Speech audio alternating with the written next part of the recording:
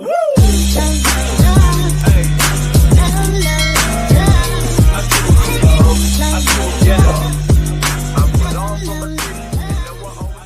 selalu mencuci tangan pakai sabun. Dan pastiin nontonnya di rumah aja ya. Kalau terpaksa berpergian, ikuti protokol kesehatan dengan jaga jarak minimal 1 meter. Dan jangan lupa pakai masker ya. Halo teman-teman, saya Clara Claudia Rahmat, mahasiswi Universitas Mula Warman Pendidikan Ekonomi. Kali ini video pembelajaran kami mengenai struktur, pasar, dan revenue. Sebelum memasuki materi, izinkan saya untuk memperkenalkan rekan yang akan ikut serta dalam video pembelajaran kali ini, yaitu ada Makrifah Nabila Wahdah, Clara Claudia Rahmat, Sari Widiawati, dan Nur Wahidah. Jadi yang pertama saya akan menjelaskan apa sih pengertian dari pasar. Pasar adalah proses terjadinya transaksi jual beli antara penjual dan pembeli. Nah, melalui interaksi antara penjual dan pembeli akan terbentuknya harga di pasar. Selanjutnya, struktur pasar. Struktur pasar adalah penggolongan produsen kepada beberapa bentuk pasar berdasarkan pada ciri-ciri seperti jenis produk yang dihasilkan, banyaknya perusahaan dalam industri, mudah tidaknya keluar atau masuk ke dalam industri, dan peranan iklan dalam kegiatan industri. Berikutnya, jenis-jenis struktur pasar. Nah, jenis-jenis struktur pasar ada 6. Yang pertama, pasar persaingan sempurna. Pasar persaingan sempurna adalah sebuah jenis pasar dengan jumlah penjual dan pembeli yang sangat banyak, dengan produk yang dijual bersifat homogen. Nah, yang kedua, monopoli. Monopoli adalah suatu bentuk atau jenis pasar yang hanya terdapat satu kekuatan penjual atau perusahaan yang menguasai seluruh penawarannya. Yang ketiga, oligopoli. Oligopoli adalah pasar yang mana penawaran satu jenis barang dikuasai oleh beberapa perusahaan, mungkin sekitar 2 perusahaan dengan maksimal kurang dari 10. Yang keempat, duopoli. Duopoli adalah suatu pasar yang mana penawaran suatu jenis barang dikuasai oleh 2 perusahaan. Yang kelima, monopolistik. Monopolistik adalah suatu bentuk interaksi antara permintaan dan penawaran di mana terdapat sejumlah besar penjual yang menawarkan barang yang sama. Nah, yang keenam, monopsoni. Monopsoni ini merupakan bentuk pasar yang dilihat dari segi permintaan atau pembelinya. Dalam hal ini, pembeli memiliki kekuatan dalam menentukan harga. Baik teman-teman, di sini kita akan menganalisis kasus pasar. Sebelum menganalisis kasusnya, sebaiknya kita mengetahui apa sih analisis pasar itu. Ya, analisis pasar adalah suatu penganalisian atau penyelenggaraan untuk mempelajari berbagai masalah pasar. Analisis pasar akan menyangkut lokasi pasar, luasnya pasar, sifatnya pasar, dan bahkan ke karakteristik pasar loh. Teman-teman, di mana sebelumnya sudah dijelaskan bukan pengertian dari 4 jenis pasar, yaitu pasar persaingan sempurna, monopoli, monopolistik, dan oligopoli. Di sini kita akan menganalisis kasus dari keempat jenis pasar tersebut. Kasus pasar yang pertama ada kasus pasar persaingan sempurna, di mana sebagai contoh kasusnya adalah persaingan sempurna dalam produk beras. Produk yang diperjualbelikan adalah produk yang homogeni, sejenis, dan mirip, yakni beras mengakibatkan semua produk terlihat identik atau sama. Mengapa demikian? Karena dalam persaingan sempurna, harga terbentuk akibat mekanisme pasar, yakni hasil interaksi antara permintaan dan penawaran akan beras tersebut. Selanjutnya, kasus pasar yang kedua, yaitu kasus pasar monopoli, di mana sebagai contoh kasusnya adalah PT Perusahaan Listrik Negara yang bersifat persero. Mengapa demikian? Karena PT PLN termasuk ke dalam jenis monopoli murni. Hal ini ditunjukkan karena PLN merupakan penjual atau produsen tunggal. Akibat dari PLN memonopolikan kelistrikan nasional, kebutuhan listrik masyarakat sangat tergantung pada PLN. Wow, cukup menarik bukan? Saya, Sari Widiati, selanjutnya akan menjelaskan materi mengenai analisa kasus pasar monopolistik. Contoh kasusnya adalah produksi sampo. Teman-teman semua pasti sudah tahu kan fungsi utama sampo itu apa saja? Meskipun fungsi utama sampo itu sama, yakni untuk membersihkan dan memberikan kesegaran pada kulit kepala serta rambut, tetapi produk yang dihasilkan produsen pasti berbeda dan memiliki ciri khusus. Misalnya, perbedaan aroma atau bau harum pada sampo, kemudian perbedaan warna, tekstur, kemasan, dan sebagainya.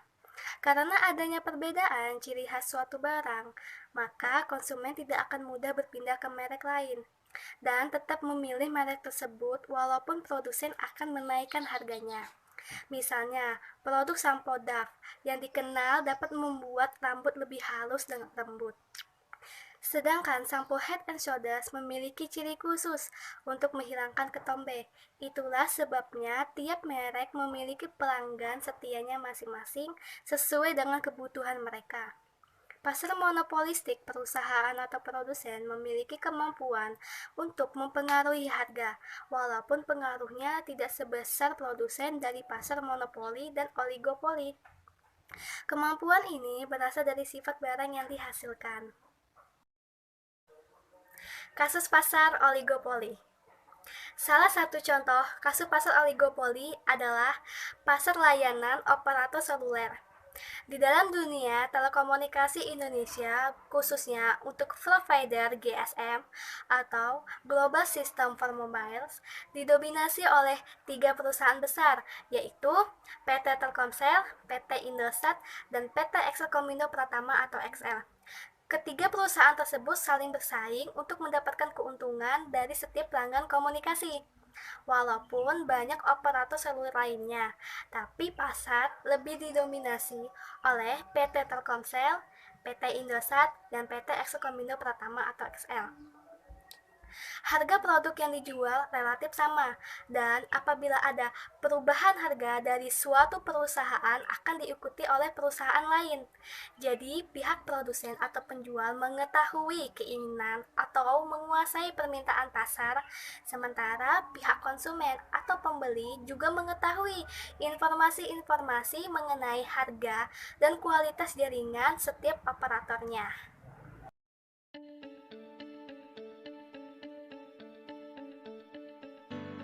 Baik, saya akan melanjutkan pembahasan selanjutnya yaitu mengenai struktur revenue. Tapi sebelum itu, ada baiknya kita mengetahui apa sih revenue itu.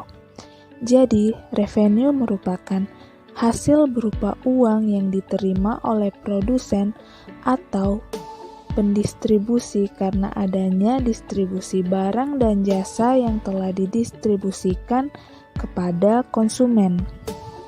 Adapun struktur dari revenue itu sendiri. Jadi, menurut teori ekonomi mikro, ada 3 struktur dari revenue. Yang pertama adalah penerimaan total atau total revenue. Total revenue merupakan penerimaan atas penjualan secara keseluruhan. Yang kedua adalah penerimaan rata-rata atau average revenue.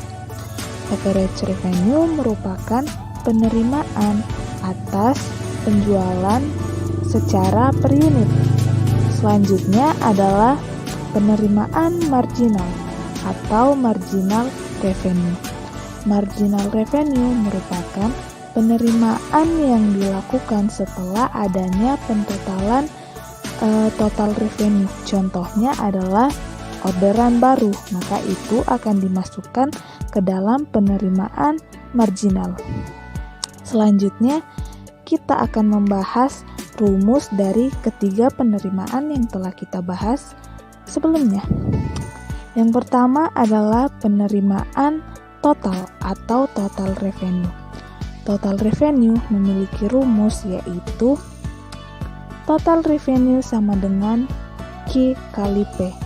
Dengan keterangan, Q di sini adalah kuantitas atau jumlah yang terjual, dan P di sini adalah price atau harga per unit. Selanjutnya kita akan membahas rumus dari penerimaan rata-rata atau average revenue. Rumus dari average revenue yaitu AR sama dengan P. Dengan keterangan P di sini tentunya adalah price atau harga per unit. Selanjutnya kita akan membahas rumus yang terakhir yaitu marginal revenue yang memiliki rumus yaitu marginal revenue sama dengan delta TR bagi delta Q. Selanjutnya saya akan memberikan kesimpulan dari penyampaian oleh kelompok 6. Jadi, untuk memaksimumkan keuntungan suatu perusahaan, diperlukan adanya dua hal, yaitu yang pertama adalah biaya produksi. Biaya produksi di sini sebisa mungkin perusahaan berusaha mengeluarkan biaya produksi yang sedikit, tetapi keuntungan yang lebih besar. Artinya di sini sebisa mungkin perusahaan membuat biaya produksi itu sedikit. Selanjutnya adalah hasil penjualan. Hasil penjualan di sini artinya adalah apakah hasil penjualan yang telah perusahaan tetapkan sebelumnya telah mencapai target kita atau malah hasil penjualan tidak memenuhi target yang telah kita tetapkan sebelumnya.